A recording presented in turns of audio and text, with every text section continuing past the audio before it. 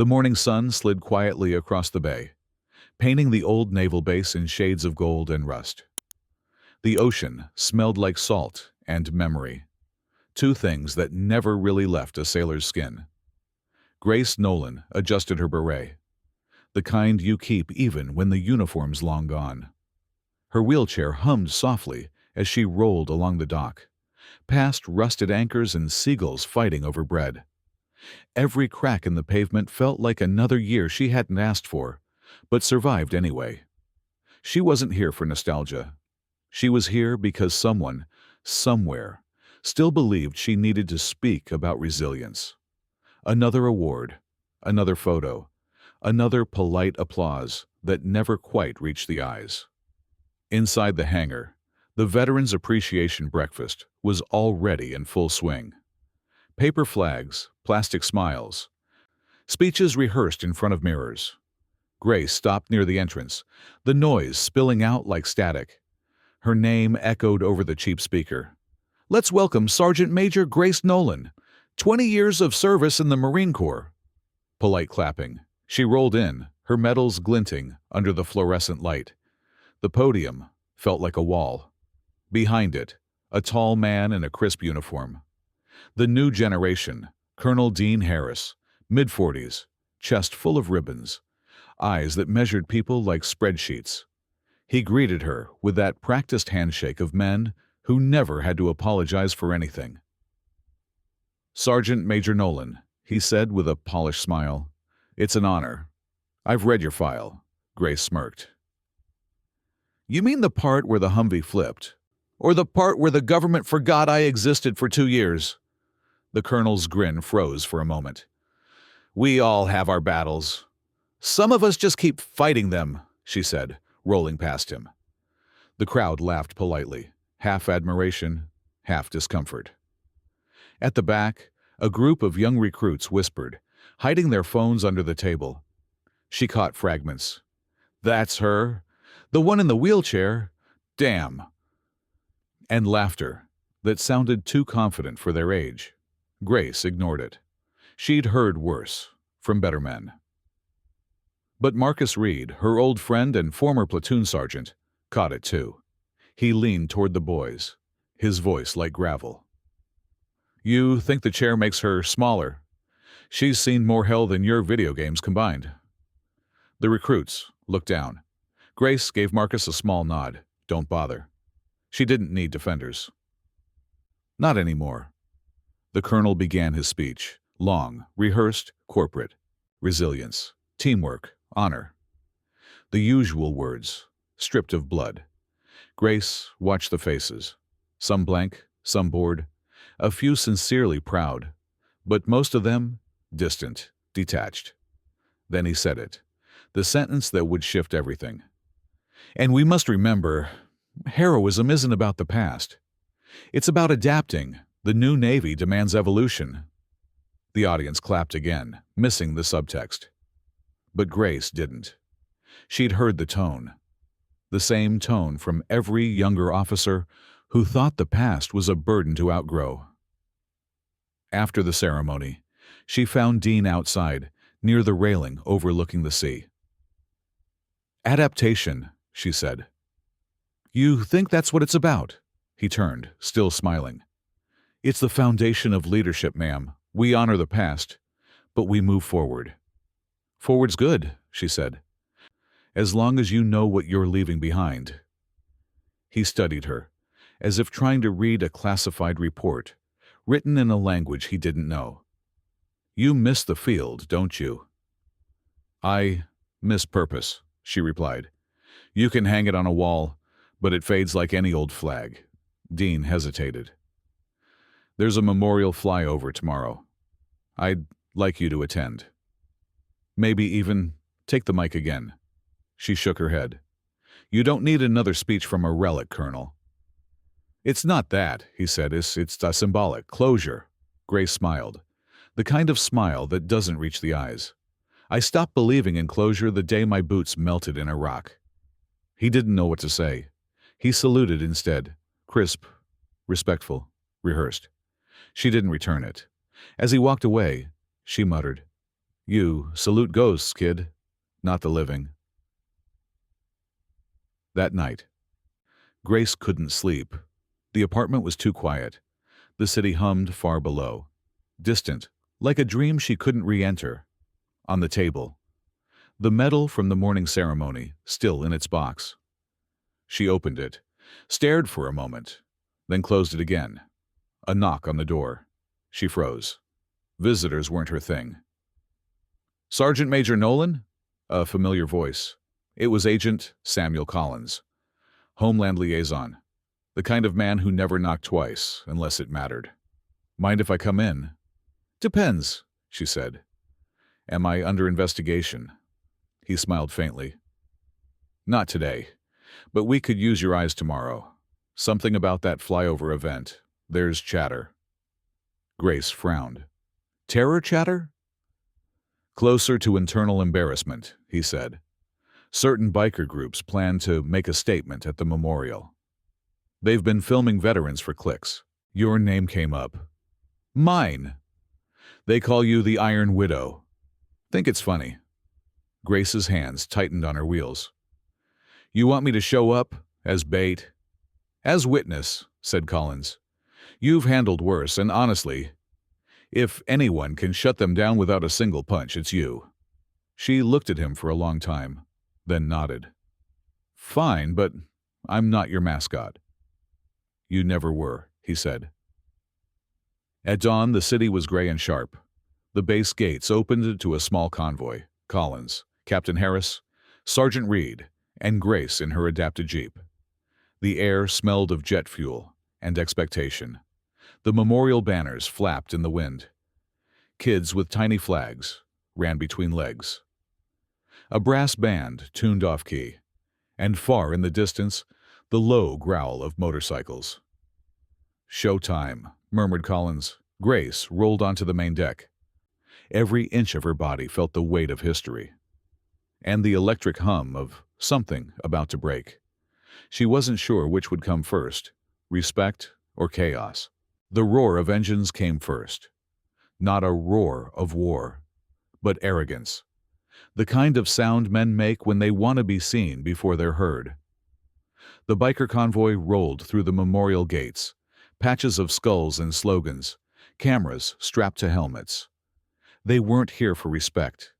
They were here for clicks. Grace Nolan adjusted her gloves and rolled closer to the center stage. Around her stood Captain Dean Harris, Agent Samuel Collins, and Sergeant Marcus Reed, each tense in a different way. Remember, said Collins quietly, we don't engage, we observe. Grace gave him a sideways look. I'm not here to observe. I'm here to remind them what real backbone looks like. Dean frowned. Just be careful. They want a scene. Grace's smirk was the same she used to wear before an ambush. Then let's make sure they pick the wrong target. The memorial began like any other. Families of veterans, kids waving flags too big for their hands, old soldiers in worn uniforms that didn't fit their new bodies.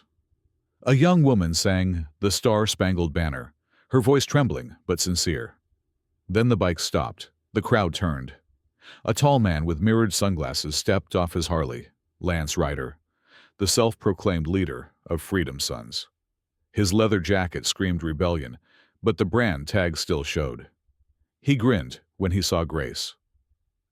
Well, if it isn't the Iron Widow herself, Grace didn't blink.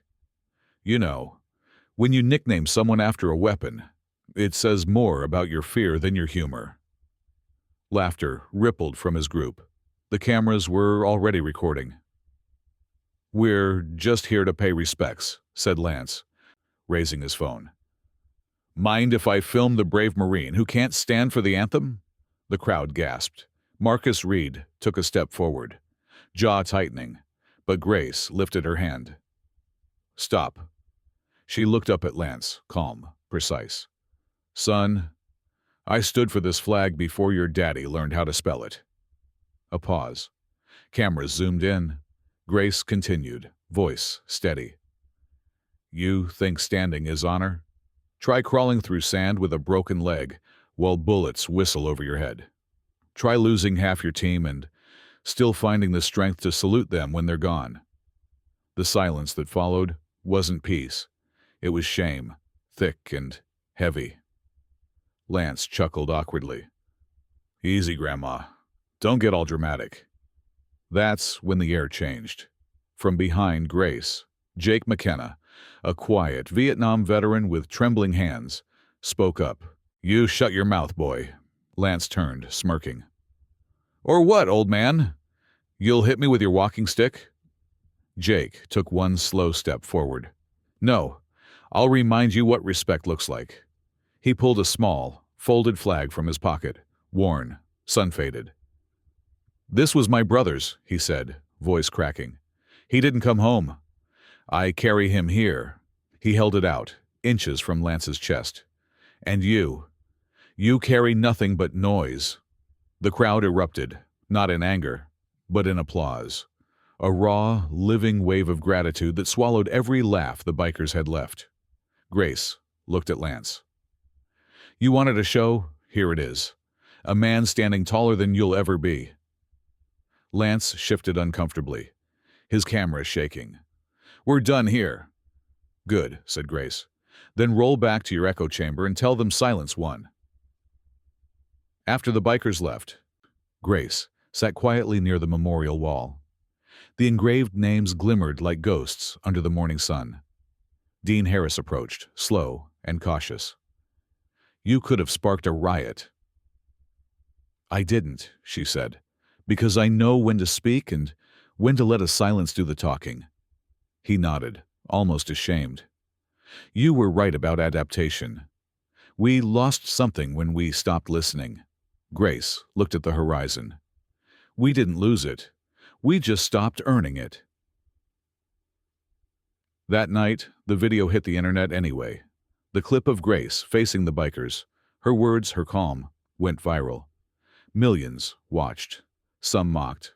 Most stood silent. But something shifted. Comments filled with old soldiers, sons and granddaughters who said, "She reminded me why I still stand." Grace never replied to a single one. She didn't need to. She wasn't there for likes. She was there for the echo, the one that outlasts noise. The city woke before the sun. A gray hush over empty intersections. A traffic light blinking red to no one. Inside Harbor Brew, the espresso machine ticked like a metronome. The owner flipped the sign to open 5 minutes early, the way she always did when her hands were restless. Grace Nolan waited outside, already in position. The wheelchair's rims were clean. The small flag pin sat next to a new brass card on a lanyard. Field Coordinator. Community Response. It looked official. It felt heavier than rank. Morning, Sergeant Major, the owner said. Morning, Grace replied. Today is rehearsal. For what? For tomorrow. For the part where everyone forgets how to listen. 2 doors down, a black sedan slid to a stop. Agent Samuel Collins stepped out with a thin tablet and a thicker caution. A minute later, Captain Dean Harris and Sergeant Marcus Reed appeared in plain clothes. No uniforms, just posture. No badges, Collins said. We're here to cool air, not heat it. Rules, Grace answered, tapping a marker on the counter. We write them big. We say them plain. She pulled a sheet of white foam board across the bar and printed 3 lines in blunt, square letters. 1. Respect belongs out loud. 2. No hands on people, no hands on property. 3. If you film, you own the truth. Simple, Marcus said. Simple is hard, Grace answered. They posted the board at eye level, right of the door. Not a threat, a promise. Collins took a photo for the file and said nothing else. He liked paper trails. Grace liked footprints. The first customers drifted in, a nurse with a double shift. 2 college kids who wore noise-canceling headphones as if they were helmets. A grandfather who ordered black coffee, then sat and touched the rim of his cup the way people touch gravestones. At 6:50, a father and his son came in. The boy lifted a small hand, unsure if salutes belonged in coffee shops. Grace raised 2 fingers in return. Not a salute, a hello. At 7:17, the tremor started. Not sound, not yet. A pressure in the glass. The tiny bell over the door shivered. Then came the clatter of boots, the leather, the sunglasses inside, the phones up, record lights on. Not the same bikers, the same idea. Marcus Reed drifted to the threshold and placed himself like a door jamb, not blocking, shaping. "Good morning," he said. "House rules are posted. Come in if you can use your voice without using your elbows." "Relax," a man in a sleeveless jacket said. "We're just here to see the celebrity." "Buy a coffee," Marcus said. "Seats are cheaper than chaos." They laughed. They came in anyway. Record, pan, narrate, cut. Grace rolled forward until she was between the cameras and everyone else. She had learned something over time. If you put yourself in the frame on purpose, you steal the angle from the person who came to take it. "You lost?" she asked the sleeves. "Looking for the Iron Widow," a kid with a chin beard said, pointing his phone. "You her?" "I am Grace," she said. "Nolan if you need the last name. Sergeant Major if you need the truth." He snorted. "Cool speech yesterday." "Not a speech," Grace said. "A correction." One of the men nudged a chair with his boot. Not hard, just enough to say, "You can be moved." The chair bumped a table. A cup rattled. The owner froze. The nurse closed her eyes. The father put his palm over his son's hand and pressed once. "I'm here." Grace felt the old prickle in her scars. The hum behind the ears that comes before the first bad decision in a room. She clicked her rims once to steady the shake in her hands. "Read the board," she told them. "We can read," Chinbeard said. "Then do it out loud," Grace said. He lifted his phone. "Respect belongs out loud," he read. Sarcastic edge, dulling on the last word. "Again," Grace said. He tried to smile and couldn't hold it. "Respect belongs out loud." "Good," Grace said. "Now try it without the camera." He blinked. He lowered the phone half an inch. Not much. More than nothing. By the pastry case, Captain Dean Harris quietly shifted 2 small tables in a subtle arc, opening a path from the door to the register. The room changed shape. Aggression likes corners. Paths make it walk. The bell rang again. Jake McKenna stepped in, cap in his hand, jaw set. He didn't look at the men. He looked at the foam board. Then he looked at the boy with his father. "You're early," Grace said. "I was tired of being late," Jake answered. His voice had sand in it. The men with phones filmed him. "Vietnam," one said, whispering like he was inside a zoo. "This is gold." "You came for gold," Grace said. "We serve coffee." "Cute," Chinbeard sneered. "You gonna make us behave with quotes?" "No," Grace said. "I'm going to teach silence. It's louder than your battery." He laughed once, a dry, nervous bark. "Try this," Grace said. "Hold your phone. Keep it on. Now look around. That kid over there? See him? He's your audience." Say the line to him. "Respect belongs out loud. See if it fits in your mouth." His eyes flicked to the boy.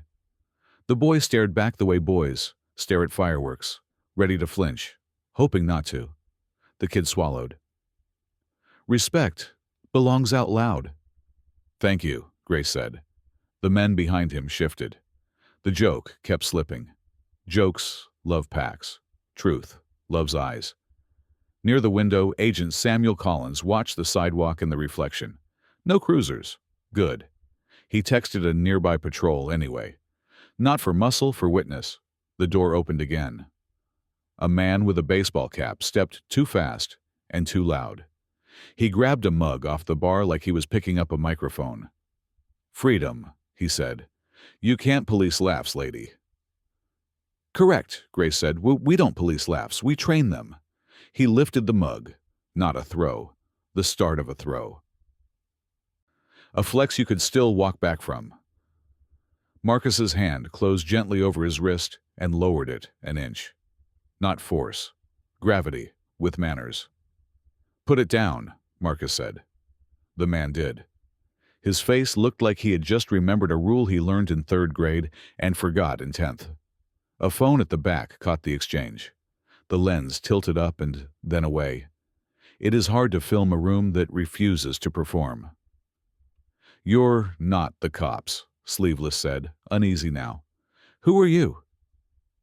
"People who want this place calm," Grace said. "People who prefer choices to consequences." Chin Beard bristled.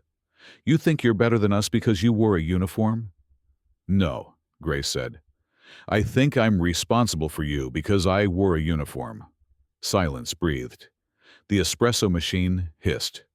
The boy at the table squeezed his father's fingers twice. The father squeezed back twice. Old code. "We're okay, we're okay." The bell jingled. A young delivery driver hustled in with a thick envelope. "For Grace Nolan," he said. "Sign right here." She signed. The owner slit the top and slid out a laminated card and a note. Collins leaned in, reading upside down. His eyebrow moved 0.5 millimeter. That was his version of an exclamation. The card read, "Community honor for quiet courage." The note was one line, ink steady. "You don't have to raise your voice to raise a city." Major Owen Lee Grace tucked the note inside her jacket like it was a pocket Bible. She pinned the small brass star under the flag pin.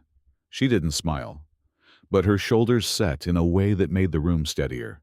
Chin Beard laughed too loud. "Congrats," he said. "Another ribbon for the shadow box." Grace looked at him. "I don't collect metal," she said. "I collect moments that could have gone wrong and didn't." He started to answer, then stopped.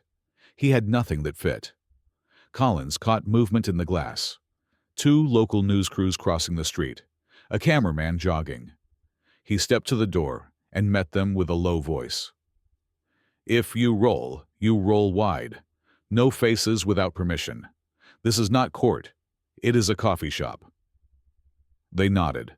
They knew him. They knew he could make a phone call that turned their live truck into a parked truck. They set up on the curb, lenses at the level of real people. Grace tapped the phone board. "One more time," she said to Chin Beard. "Line 3. He swallowed. "If you film, you own the truth." "Good," she said. "Now say it to your camera. And mean it." He lifted his phone. He recorded himself reading the rule. He didn't post it. He put the phone down on the table and looked at it, like it had just told him a secret. At the counter, the owner finally exhaled. She poured 3 coffees and slid them toward Marcus, Dean, and Collins. "For the rehearsal," she said. "Rehearsal for what?" the father asked quietly. "Tomorrow," Grace said. "Riverside Park. Veteran fair, families, flags, people who want attention." "Will you be there?" the boy blurted. Grace turned the chair toward him. "I will," she said. "If you come, bring your ears. They're the strongest thing you have." The boy nodded hard, like a promise. The men with phones stood around without a script. A few sat, a few left.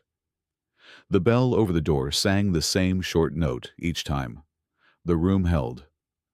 When the last camera tilted down, Grace rolled to the foam board and took the cap off the marker again. She drew a thin line under the rules.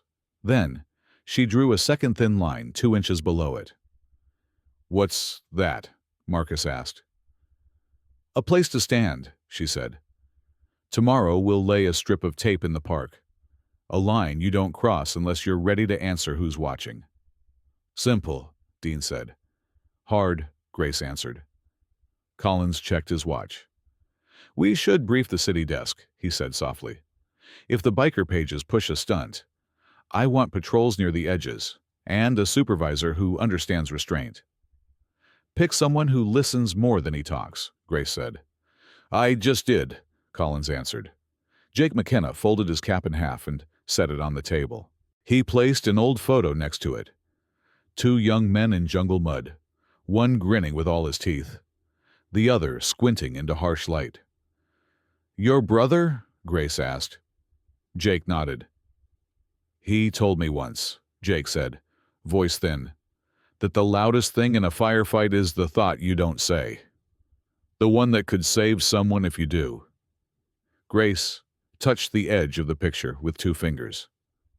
"Tomorrow," she said, "we make a place where that thought shows up first." Jake lifted his eyes. "You really think a line of tape can stop a fool?" "No," Grace said, "but it can slow him one breath. And one breath is where decisions change." The bell rang one last time. The men in sleeveless jackets left without a sign-off. No big exit. Just the quiet of people who discovered they are less interesting off-script. The owner set a small plate of cookies on the counter. "For the soldiers," she said. "We're retired," Marcus smiled. "You weren't retired this morning," she answered. Grace turned toward the door. The foam board caught a shaft of light and glowed like a cheap icon. Outside, the city found second gear. Traffic, voices, heat. "Same time tomorrow," Collins said. "Earlier," Grace said. "We set tape before opinion." Dean looked at her lanyard. "You sure you want the extra weight?" he asked, meaning the title, the expectation, the quiet target on her back. Grace looked down at the card. Field coordinator. The letters were black and calm. "I carried men," she said. "I can carry plastic." Dean almost smiled. Marcus did. Colin's mouth didn't move, but his eyes softened. They stepped into the morning, and the door closed behind them with a sound that felt like a promise. That night, Grace mapped the park on her kitchen table with a roll of blue painter's tape and two pencils. She sketched entrances, exits, shade trees, the stage, the fountain where toddlers always forgot they weren't supposed to climb. She marked a thin line down the center path. She wrote a word over it. Listen. The apartment was quiet, the kind that folds around you.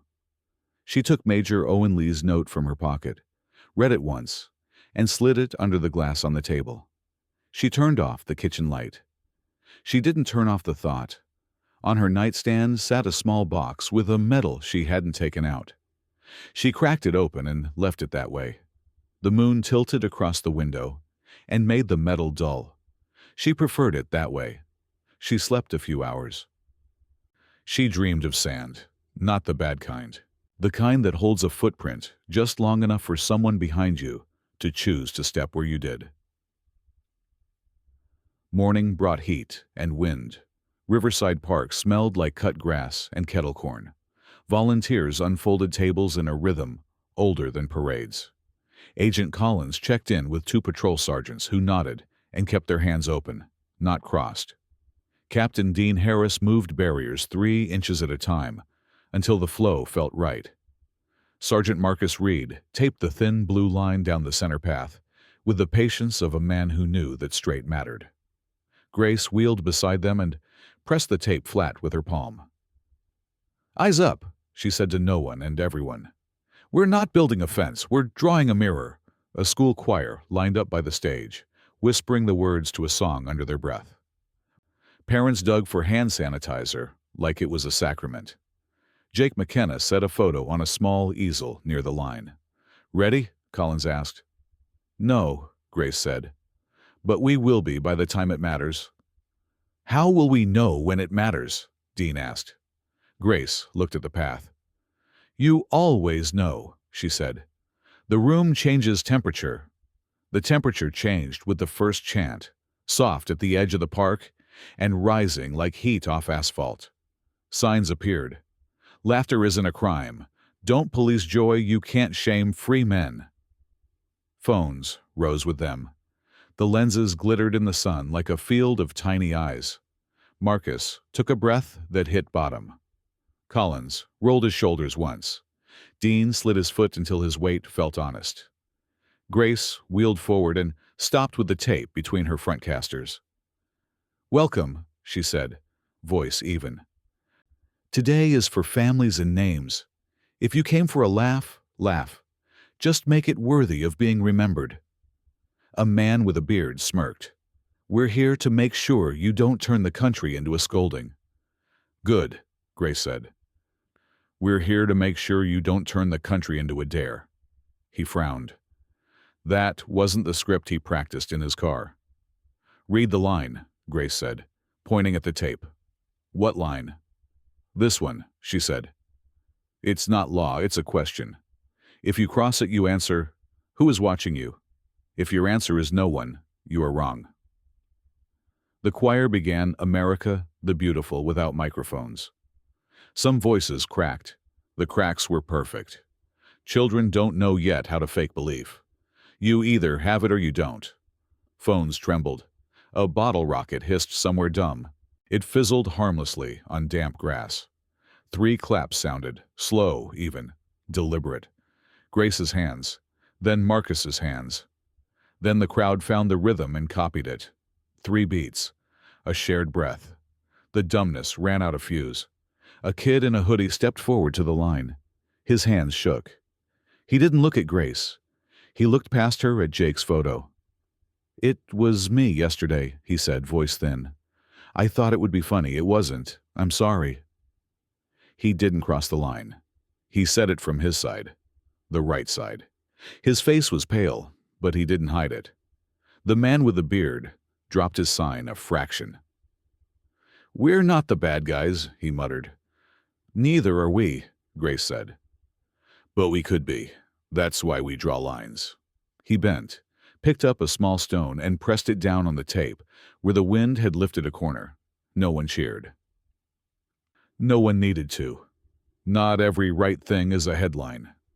Collins exhaled through his nose. Dean closed his eyes for half a second. Marcus rolled his neck once, as if a weight had moved, not vanished. The chant petered out. The choir finished wrong and true. The sun eased off the top of the trees. The park smelled like relief. A woman from the city approached with a clipboard. "Ms. Nolan," she said, "there's a request to expand this program. 3 more parks, same approach, no megaphones. No arrests if we can help it." Grace looked at the blue line, at the small stone, at the kid in the hoodie who was still shaking and not running. "Make it 5, Grace said. "I don't like even numbers." The woman laughed despite herself. 5 it is. Grace turned toward the stage, where the choir teacher was wiping her eyes with the back of her wrist. She lifted a hand in thanks. The teacher nodded and mouthed, "Thank you back." Dean stepped to Grace's side. "You knew it would go this way?" "No," Grace said. "I only knew the first minute mattered more than the last." "Why?" "Because the first minute decides what kind of film we're in," she said. "Comedy, tragedy, documentary. I prefer truth." Above them, a gull cut a white line across blue. The tape fluttered once and stuck again. The boy from the coffee shop clapped 3 times with his father, not because anyone told him to, but because his body remembered how. Grace looked at her hands. The scars were pale in the daylight. She pressed her palms once on her thighs and felt anchor. "Tomorrow," Collins said quietly, more to himself than to them. "The noise will say we staged this." "Tomorrow," Grace said. "We'll do it again." She turned the chair. The brass card on her chest settled against the old bone. The day moved on. The fair became a fair again. The wind dried the grass where the rocket had hissed. A baby slept on its mother's shoulder. A man in a ball cap adjusted the stone one more time, like he wanted it exactly right. Grace rolled toward the exit path, and the crowd opened just enough, not too much, the perfect measure of respect. She stopped at the edge of the tape and looked down at the line she had drawn with a roll of painter's tape and a stubborn heart. It held. She crossed it. The next morning came quieter than expected. The kind of quiet that makes you wonder what's waiting underneath.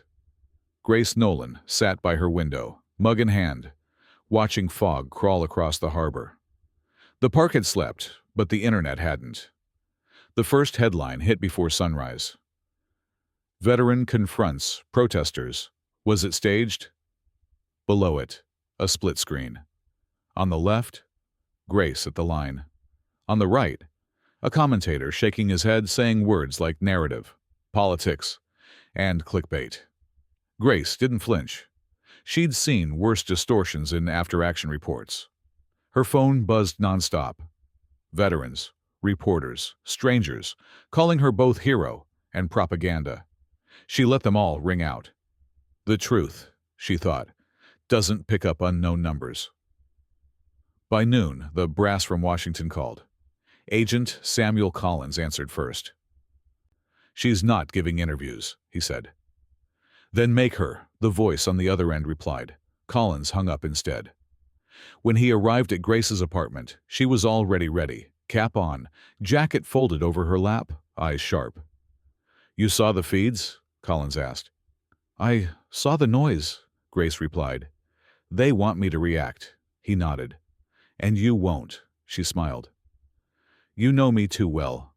Collins sat, loosening his tie. "They edited out half your speech. It looks like you threatened them." "I did," she said, "with decency." He chuckled. "Well, apparently that's a felony now." By afternoon, Captain Dean Harris called from the base. "They're asking for your statement, Grace, officially." "What for?" "To protect you," he said. Grace sighed. "You don't protect veterans by explaining them. You protect them by standing next to them." There was silence on the line, the kind that meant he agreed but couldn't say it. Meanwhile, the video kept spreading. Clips without context. Captions twisted for rage. But beneath it all, something else stirred.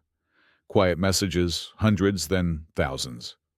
"My dad never spoke about his service, but after your video, he sat down and told me everything. My son's in the Corps. You reminded him why he joined. You made me want to listen again." Grace didn't answer any of them. She just read. And for the first time in years, the noise didn't feel empty. 2 days later, she got an invitation, not from Washington, from Captain Harris himself. Base Memorial Hall, the 0900 hours. Come as you are. When she arrived, the hall was packed. Officers, cadets, reporters. And in the front row, the same bikers from the first confrontation, sitting stiff, uncomfortable in their clean clothes. Grace rolled down the aisle. The microphone waited at the center like a loaded weapon. Dean stepped up beside her. "You don't have to speak," she looked at him. "That's exactly why I will." She turned to the crowd. "I'm not here to defend myself," she began. "I'm here to remind you of something simple. The uniform is not a costume. The flag isn't a prop. And respect isn't a brand you wear until it fades." The hall went silent. Cameras blinked red. "I've buried men who never learned to post about it. I've saluted coffins smaller than my shadow. So when I say that noise doesn't equal pride, believe me, I've heard both." A pause. You could hear the hum of the lights. "And if you think the war is over just because the gun stopped," she said, her voice rising, "you've never tried to sleep through fireworks." No applause. Not yet. Just the stillness of people remembering how to breathe. She turned toward the recruits in the back. "Your generation didn't start the fire, but you're holding the bucket. Choose what you do with it." She stepped back. No dramatics, no slogans. Just gravity. The room stood up. Slowly, like something sacred had passed through. The bikers rose last. One of them, Lance Ryder, the loudest of them all, walked forward and laid a folded patch on the stage. "I came to prove a point," he said. "Guess I found the wrong one," Grace nodded. "Good. The right one's hurt." Afterward, Dean caught up with her outside. "You know what you just did?" "Yeah," she said. "Made more enemies." He shook his head. "No. You gave us a mirror." Collins approached, phone in hand. "Your video's already at 3 million views." Grace grimaced. God help them if they think that's the lesson. That night, she sat alone again. Same window, same mug. But this time, she didn't feel alone. On her laptop screen, an email glowed from the Pentagon's Veterans Division. Sergeant Major Nolan, we'd like to offer you an advisory position for our National Integrity Campaign. It's time the public saw what real leadership looks like. She laughed, a dry, honest sound. Now they call, she murmured. She didn't reply. Instead, she opened a blank document and began to type. Integrity doesn't need a campaign. It needs witnesses. Then she closed it, saved nothing. Morning came early again, same doc. Same smell of salt and memory. A young recruit jogged past and stopped mid-step. Sergeant Major Nolan, Grace turned. That's what the name tag says. I just wanted to say, you made me proud to wear this again, she smiled softly. Then wear it right. Not loud, right. He saluted. She didn't return it. Save that for someone who's gone, she said. They're the reason we're still standing. He nodded, eyes bright, then jogged off into the fog. Grace looked after him, the kind of look that carries both hope and warning. Then she whispered to no one in particular. The line held.